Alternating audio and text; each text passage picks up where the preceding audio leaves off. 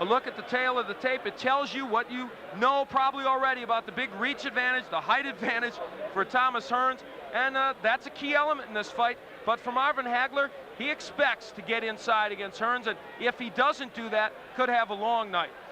Can he possibly win if he doesn't get inside? Well, he could if he catches Hearns on the end of one of his punches, perhaps a left hook. I think that's where him switching righty becomes a key factor. From the outside, I think he's much more effective as a righty. The common opponents, an indication there that Hearns, perhaps with more power, but Marcus Geraldo was not the fighter he was against Hearns that he was against Hagler, and that knockout of Duran, so you can look on and on. The number of punches, these are two fighters who will throw a lot of punches tonight. You see Marvin Hagler throws a lot. He's got a good jab, good combination puncher. The same is true of Thomas Hearns. Look at the number of punches he throws. A lot of left jabs snaking out there.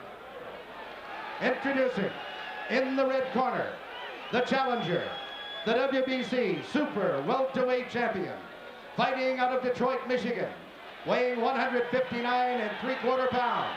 His professional record consists of 40 wins, 1 defeat, with 34 KOs. Ladies and gentlemen, here is Thomas the Hitman Hearns.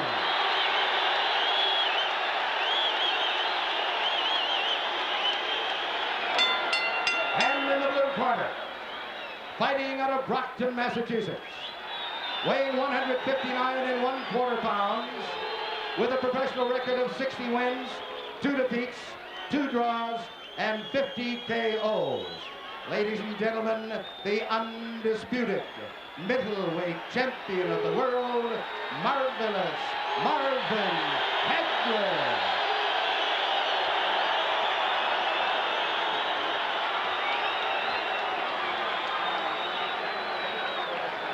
All right, Pat, good 8, let's go.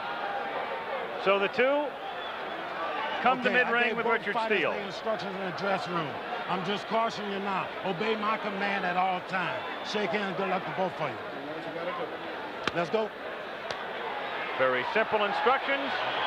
And finally, it's Hagler against Hearns. Before these fights, and here we go, round 1. Hagler, right off the bat, attempting to get inside. He'd love to be able to pin Hearns on the ropes if he can.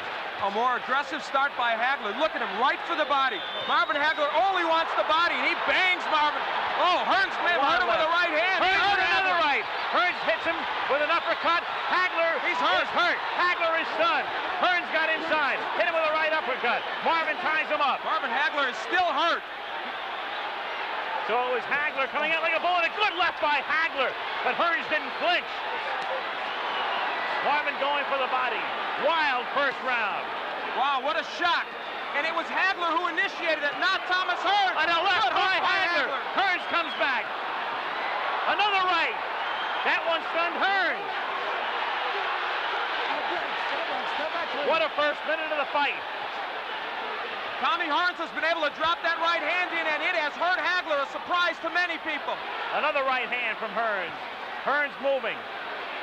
Hagler still pursuing, comes in with a right, missing with a left hook. Here's where I believe Hagler should turn to righty. He could block that right hand easier, and he would land his own left hook. Hearns with a devastating punch. Swelling near Hagler's left eye. Again, Tommy trying to come inside the hands of Hagler. Low blow by Hearns. Hagler still looking for the body. A right by Hagler. Good right got in. He has Hearns where he'd love to keep him on the ropes, but Tommy comes off easily. Another good right by Hearns. Hagler is now shaking those right hands off, though, Al. He was stunned a little early, and he's normally a slow starter. He's also bleeding. Hagler is cut. Hagler is cut. Bridge of the nose. Hagler hitting him low. He is banging the body well. He is taking shots to the head. He blocks that right. Hearns tries to come in with the uppercut, and Hagler ties him up with a minute to go in a wild first round.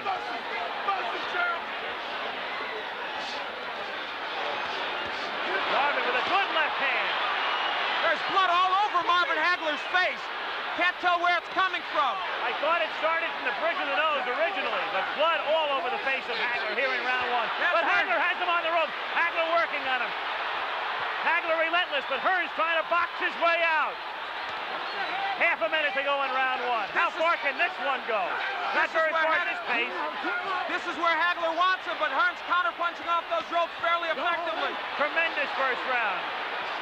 Hagler pinning him to the ropes, working on him, but Hearns uppercutting again. Hagler bloody. A tremendous, sensational first round as Hearns gets hurt. Hearns got stunned. Hagler was stunned early in the round. Great first round. Wow. Incredible. Perhaps one of the best in middleweight history.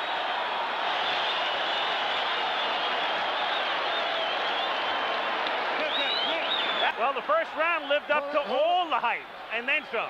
Round two now. Oh. The glove, left hand by Hagler. They said this fight would be determined on heart and the good chin. Right now, that's exactly what it's being determined on. Both men have been hurt. You can throw the strategy out the window right now. A wild first round. Hearns again trying to uppercut. Hearns trying to box. Moving, slipping off the ropes. Coming back and trying to land that right.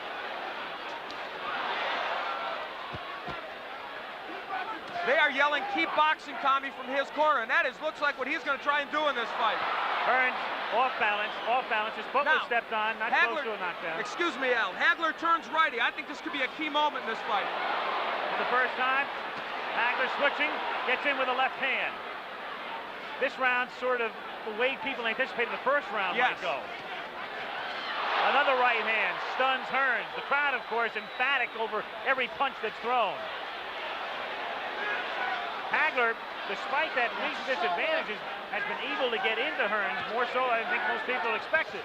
For one simple reason, good left hook by Hagler. He took the best Hearns could offer, and he did come in. He's getting through that right hand, even though he's getting hit with it. Halfway through round two.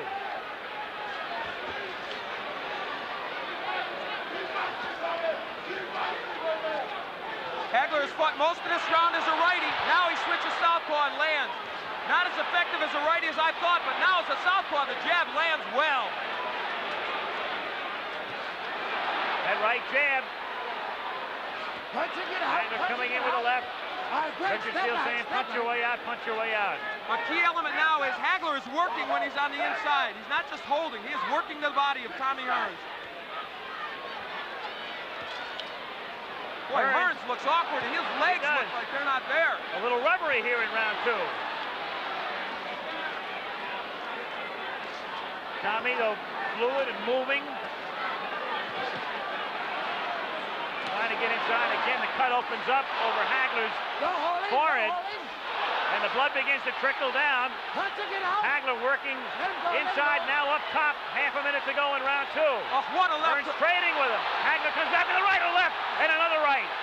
He has Hearns in trouble on the ropes. Tommy trying to punch his way off the ropes. Hagler wants to keep him there, goes to the body. Hagler throws low blows. Marvin Hagler wants to turn this into an alley war, and he's done it. Another low blow. Richard Steele may take points away soon, but will it matter? Second round coming to an end. Hagler bloody, but very much unbowed. End of round two. You say, though, Hagler turning it into a street fight. Well, he turns righty. He wants it to be a street fight. Listen, Marvin Hagler has been rough inside. He's thrown some low blows. He has thrown some elbows. Don't push. But you know what? Now the right is getting there, but it's not hurting Hagler. We've got our answer, I think, to some extent. Tommy has been hard-pressed to hurt him with that right. Stunned him early, but not in the last round or two. Very early. Had him stunned, has him cut. But it was Hagler doing the damage in round two. And now, just as we thought might happen, Tommy Hearns was hurt early, so he is boxing. Now, he has good boxing skills. He did this against Sugar Ray. Can Hagler get to him in this posture? Some people thought, as he again becomes off balance, some thought that if Hearns stayed outside and stayed on his bicycle, it would become a dull fight with Marvin chasing him. But Marvin has been able to corner him, and when Marvin gets him in the corner, he is roughhousing him well. Again, Hagler is all bloodied. Time is called by Richard Steele to send Hagler over to the ring doctor. He's calling the ring doctor in. Of course, the last thing in the world Hagler wants is the fight to be stopped. The doctor looks at it. Back comes Hagler with a wild left hand. It has to be impeding his vision with the right eye. You never know it, though. Tremendous right. Hearns appears rubbery. He appeared that way in the second round. You know, Richard Steele is breaking these fighters very quickly. That's uncharacteristic of him. It's hurting Hagler because he wants to work inside. Hearns is smiling, but he's taking shots. Another right hand. Hearns turns his back, takes another right. Hearns in deep trouble again. Hearns is down. Hearns is down in the third round and on his back, and he's not going to beat the count. I don't believe. Tommy Hearns tries to get up, and They've got to stop this fight. Does he get up? He just doesn't know. He can't continue. It's Hagler, full of blood. Blood, no doubt, impeding his vision, stopping him in the third round after Hearns almost ended it on a first-round knockout. It didn't go very far, but it was a beauty. And Tommy Hearns predicted a knockout in the third. Instead, it is Marvin Hagler, and we certainly hope Tommy Hearns will be all right. He is still wobbly. What a shock. Instead of Hearns initiating wild early action, it is this man who, believe me, has gained any redemption he needed from the loss to Roberto Duran.